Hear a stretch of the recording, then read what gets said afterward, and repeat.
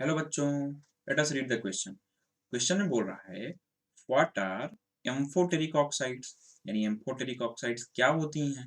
Give to examples of amphoteric oxides. हमको amphoteric oxides के दो एग्जांपल भी देने हैं।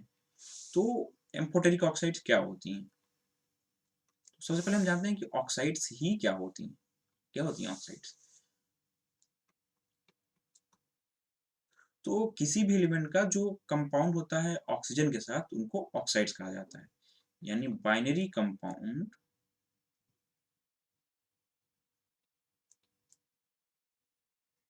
of an element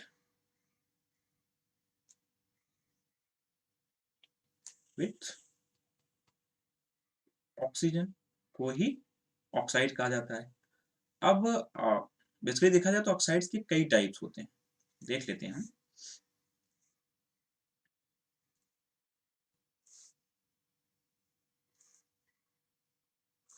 जो पहली ऑक्साइड्स होती हैं वो होती हैं एसिडिक ऑक्साइड।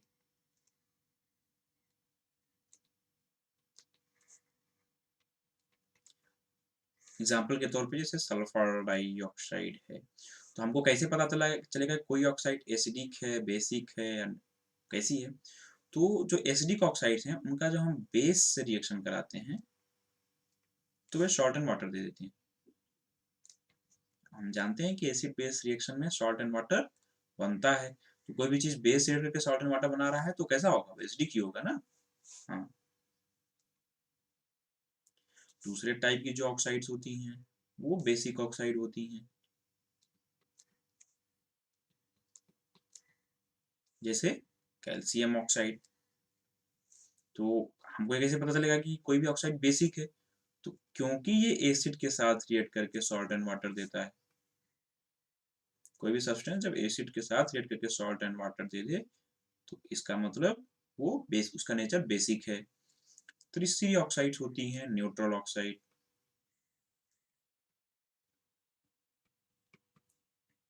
जैसे कार्बन मोनोऑक्साइड यानी CO। ये एसिड या बेस दोनों के साथ ही दोनों के साथ भी रिएक्ट करके सॉल्ट और वाटर कुछ भी नहीं देते। और फोर्थ टाइप की ऑक्साइड्स होती हैं what we are going to know, amphoteric oxides. कुछ आइडिया लग रहा होगा कि एम्फोटेरिक ऑक्साइड्स क्या होती है ना।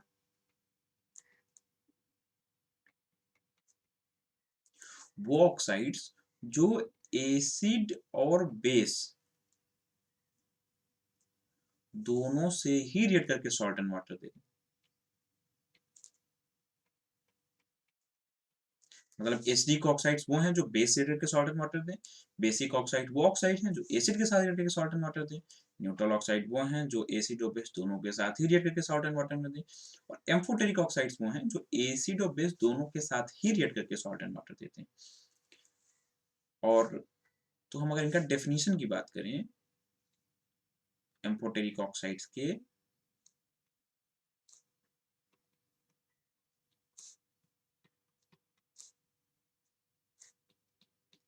तो इनका डेफिनेशन ये होता है कि मेटल ऑक्साइड्स वो मेटल ऑक्साइड जो एसिडिक बिहेवियर बेसिक बिहेवियर दोनों ही दिखाएं। क्योंकि जब एसिड से रिएक्ट करेगा तो बेसिक बिहेवियर दिखाएगा, बेस रिएक्ट करेगा तो एसिडिक बिहेवियर दिखाएगा। अब क्योंकि दोनों बिहेवियर दिखा रहा है तभी तो दोनों से रिएक्ट करके सॉल्ट एंड वाटर बना रहा है। तो जो एसिडिक और बेसिक बिहेवियर दोनों ही दिखाएं वो एम्फोटेरिक ऑक्साइड्स होती हैं। ठीक है। Metal oxide showing acidic as well as basic behavior।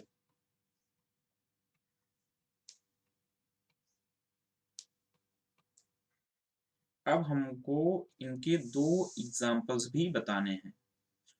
तो वैसे तो बहुत सारे एग्जाम्पल्स होते हैं लेकिन आइए हम देखते हैं इनके कोई दो एग्जाम्पल।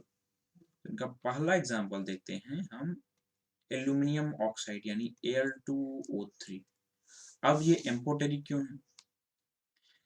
क्योंकि एम्फोटेरिक ऑक्साइड्स की पहचान ही यही है कि वो एसिडिक और बेसिक बिहेवियर दोनों दिखाते हैं।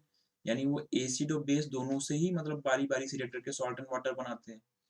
तो कैसे एल्यूमिनियम ऑक्साइड एम्फोटेरिक है इसको समझते हैं। क्योंकि एल्यूमिनियम ऑक्साइड जो है उसका रिएक्शन अगर हम एसिड से कराएं, ठीक है, तो एल्यूमिनियम ऑक्साइड कोई भी एसिड मान लीजिए हाइड्रोक्लोरिक एसिड से अगर रिएक्ट करता है तो सॉल्ट बनाता है एल्यूमिनियम क्लोराइड प्लस वाटर यानी H2O।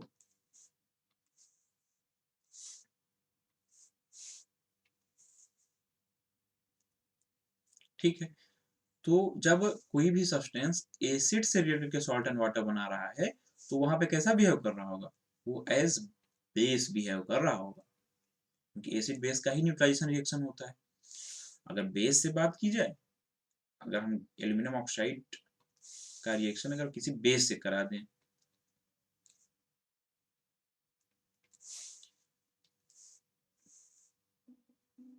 तो क्या होगा कि एल्यूमिनियम ऑक्साइड Al2O3 कोई बेस मान लीजिए सोडियम हाइड्रोक्साइड से इसका रिएक्शन करा दें, तो जो सॉल्ट देता है उसका ऑल्टो कहा जाता है सोडियम एल्यूमिनेट यानी NaAlO2 प्लस वाटर। यहाँ पे सॉल्ट एंड वाटर बन गया, मतलब एसिड बेस रिएक्शन हुई होगी। क्योंकि ये बेस रिएक्शन कर रहा है, कोई तो एसिड होना चाहिए रिएक्ट करने के लिए, तो एल्यूमिनियम ऑक्साइड ही यहाँ पे बेस के साथ एज एसिड बिहेव करता है। तो देखा जाए तो एल्यूमिनियम ऑक्साइड एज बेस भी रिएक्ट कर रहा है और एज एसिड भी रिएक्ट कर रहा है। अलग अलग केसेस में जब उसका रिएक्शन एसिड से होगा तो एज बेस रिएक्ट करेगा, जब उसका रिएक्शन बेस से होगा तो एज एसिड रिएक्ट करेगा। तो दोनों ही एसिडिक और बेसिक बिहेवियर दोनों ही दिखा रहा है। जब जो कोई भी ऑक्साइड जब एसिडिक और बेसिक बिहेवियर दोनों ही दिखाए तो क्या होता है, वो एम्फोटेरिक ऑक्साइड होता है। दूसरा एग्जाम्पल देखते हैं,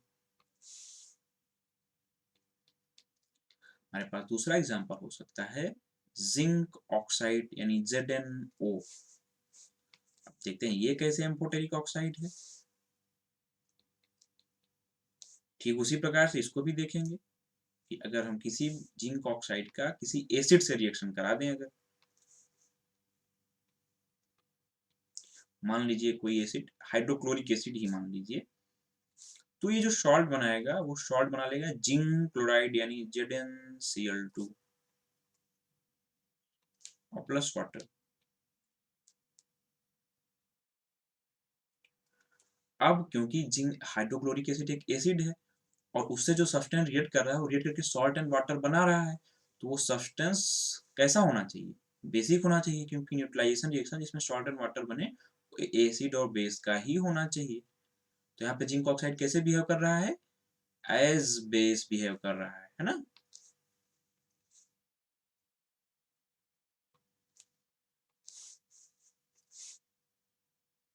सिमिलरली अगर जिंक ऑक्साइड की रिएक्शन किसी बेस से कराएं,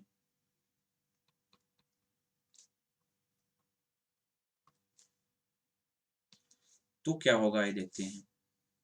जिंक ऑक्साइड कोई बेस मान लीजिए सोडियम हाइड्रोक्साइड से जब रिएक्ट करता है तो जो सॉल्ट बनाता है sodium zincate Na2ZnO2 plus water यानी H2O।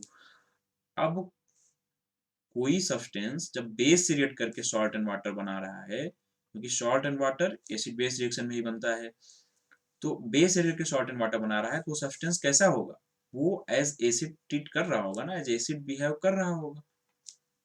तो क्योंकि जिंक ऑक्साइड एसिड के साथ एज बेस बिहेव कर रहा है, बेस के साथ एज एसिड बिहेव कर रहा है, यानी एसिडिक और बेसिक बिहेवियर दोनों ही दिखा रहा है, इसलिए ये जिंक ऑक्साइड कैसी ऑक्साइड हो गई, एम्फोटेरिक ऑक्साइड हो गई। तो this was all about this question. Hope you understood it well. Best of luck.